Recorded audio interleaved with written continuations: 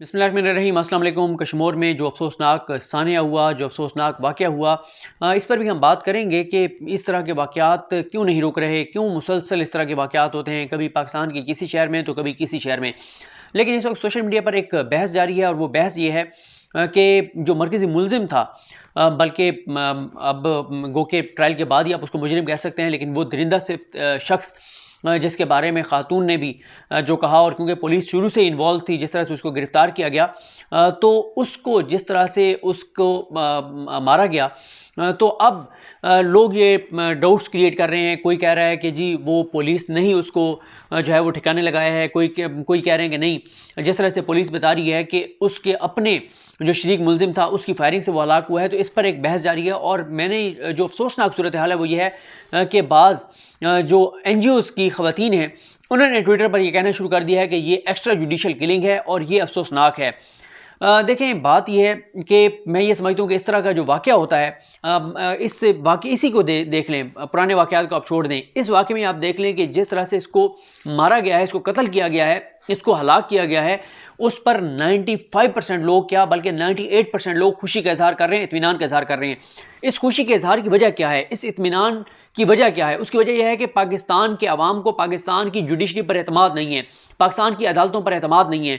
लोग इसलिए खुश हो रहे हैं कि अच्छा हुआ कि इस दरिंदा सिफ्त शख्स को ठिकाने लगा दिया गया, क्योंकि लोग ये समझते हैं कि अगर इसका मामला अदालतों में जाता, क्योंकि हमारे यहाँ ये अफसोसनाक सूरत हाल है कि वक्ती तौर पर तो बड़ा वावेला होता है, बड़ा शोर होता है, सब हम अफसुर्दा होते हैं, सब हम गमगीन होते हैं, लेकिन कुछ दिनों बाद हमें कोई और टॉपिक मिल जाता है, कोई और इशू मिल जाता है, और उस टॉपिक और उस इशू की वजह से जो उससे पहले बड़ा सानिया और वाक़या वो होता है उसको दबा दिया जाता है, और जब वो दब जाता है वो गायब हो जाता है। और जब ये वाक़यात दब जाते हैं, गायब हो जाते हैं, गुम हो जाते हैं, खामोशी हो जाती है, लोगों की तवज्जो इनसे हट जाती है, तो होता क्या है कि हमारी अदालतें ऐसे लोगों को ज़मानतें दे देती हैं। आप यही देख लें, वो जो एक पोर्नोग्राफी वाला जो एक मुलजिम था, सरगोदा से शायद उसका तल्लुक था, जिसको लाहौर हाई कोर्ट ने ज़मानत दे दी थी, फिर सोशल मीडिया पे एक तूफ़ान बरपा हुआ और उसके बाद फिर उसकी ज़मानत जो है वो रोक ली गई और उसकी ज़मानत कैंसिल कर दी गई, और फिर कहा यह गया था कि हमने तो अभी ज़मानत का फ़ैसला लिखा ही नहीं था, हमने तो अनाउंस ही नहीं किया था, हालांकि अनाउंस हो चुका था। तो ये इस तरह के जो वाक़यात होते हैं, जो लोग खुश होते हैं वो इसलिए खुश होते हैं कि लोगों को पता है कि अदालतों से ऐसे लोगों को रिलीफ मिल जाता है। आइडियली अगर आप बात करें, अगर आप कानून की बात करें, अगर आप आइन की बात करें, उसके मुताबिक तो यही होना चाहिए था कि इसको अगर पुलिस ने मारा है तो पुलिस को नहीं मारना चाहिए था, इसको ज़िंदा गिरफ्तार करना चाहिए था, इसको जो है वो इसको बाकायदा अदालत में पेश किया जाता, वहाँ से आइनी और कानूनी तौर पर इसको सज़ा सुनाई जाती। लेकिन जैसे मैंने आपको बताया कि क्योंकि हमारी अदालतें फ़ैसले नहीं करती, रिलीफ देती हैं, ज़मानतें देती हैं, मुलजमान को फ़ायदा देती हैं, तो इसलिए लोग कह रहे हैं कि ये बहुत ही अच्छा हुआ है कि इसको ठिकाने लगा दिया गया है। इसमें अब आप देखेंगे कि नई जो है वो नई अफवाहें भी सामने आएंगी और नई चीज़ें सामने आएंगी, मुख्तलिफ तरह के दावे आएंगे, कई दिन तक इस पर बहस रहेगी। लेकिन इससे आगे बढ़कर यही होना चाहिए कि अदालतों को काम करना चाहिए अपना। और हम ये भी देखते हैं कि अक्सर आप देखते हैं कि जब चोर पकड़े जाते हैं तो लोग उन पे तशद्दुद करके उनको वहीं पर मार देते हैं। उसकी भी वजह यही होती है कि लोग कहते हैं कि हम इनको पकड़ के थाने में देंगे, पहले तो पुलिस पैसे लेकर इसको छोड़ देगी, पुलिस अगर इसको सज़ा भी कर देगी, इसको जेल भी भेज देगी, और उसके बाद इसका केस अदालत में जाएगा तो अदालत इसको रिहा कर देगी। बल्कि मुझे याद है कि मेरी एक SHO के साथ मुलाकात हुई, हमारे एक और दोस्त थे एहतशाम भाई के साथ एक पुलिस के अफसर से मुलाकात हुई, SHO था और उससे इसके अलावा भी उसके पास जिम्मेदारियाँ थी। तो उसने हमें कहा कि हम जब भी किसी ख़तरनाक दहशतगर्द को पकड़ते हैं, ख़तरनाक मुजरिम को पकड़ते हैं, तो अदालतें उसको छोड़ देती हैं और उसके बाद हमें और हमारी फैमिली को शदीद ख़तरात होते हैं, उनकी ज़िंदगियाँ ख़तरे में होती हैं। क्योंकि वो कहते हैं कि जब हम उसको पकड़ते हैं, ख़तरनाक दहशतगर्द को, मुजरिम को, मुलजिम को, ख़तरनाक शख्स को, बड़े चोर को, बड़े डाकू को, अदालतें जब उसको छोड़ देती हैं तो वो हमारी फैमिलीज़ के दर पे हो जाते हैं, हमारी फैमिलीज़ की कोई सिक्योरिटी नहीं होती और हमारी फैमिलीज़ रिस्क पर होती हैं। तो वो कहते हैं इसीलिए पुलिस वाले अक्सर जो है इस तरह के बड़े दहशतगर्दों को हाथ डालने से डरते हैं, खौफज़दा रहते हैं कि हमने इनको पकड़ भी लिया तो इनको अदालतें छोड़ देंगी। और यही वजह है कि बहुत सारी जगहों पर पुलिस वाले पैसे लेकर और इन लोगों को रिलीफ दे देते हैं। अब हम आगे इस सवाल पर जाते हैं कि ये वाक़यात क्यों नहीं रुक रहे।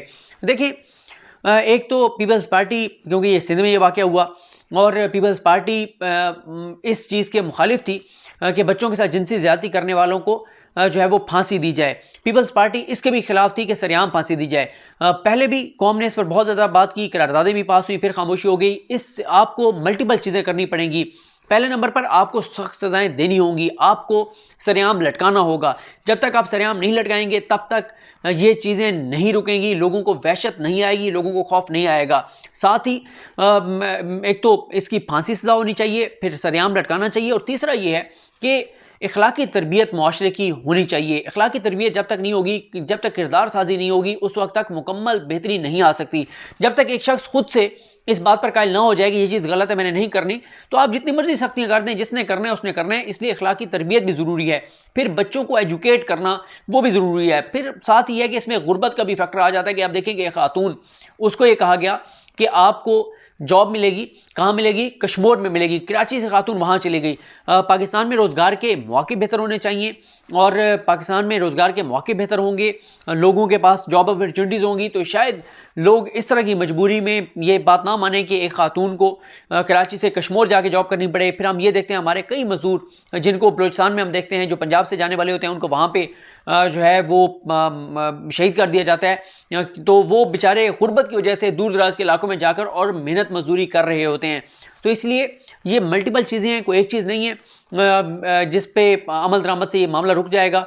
बच्चों को एजुकेट करना पड़ेगा। यहाँ तो और मामला है ना, मैं वैसे ओवरऑल बात कर रहा हूँ, बच्चों के साथ जिनसी ज्यादती के जो वाक़यात होते हैं उसमें जो अक्सरियती चीज़ें होती हैं, अक्सर जो वाक़यात होते हैं, मैक्सिमम जो वाक़यात होते हैं वो अपने जानने वाले ही करते हैं। इस वाक़े की बात नहीं कर रहा, इससे हट के बात कर रहा हूँ। और आखिर में हम बात करेंगे उस पुलिस ऑफिसर की जिसने अपनी बेटी को जो है वहाँ पर इस सारे मामले में इन्वॉल्व किया, जुर्रत का मुजाहरा किया। उस पुलिस वाले को हमारा सलाम।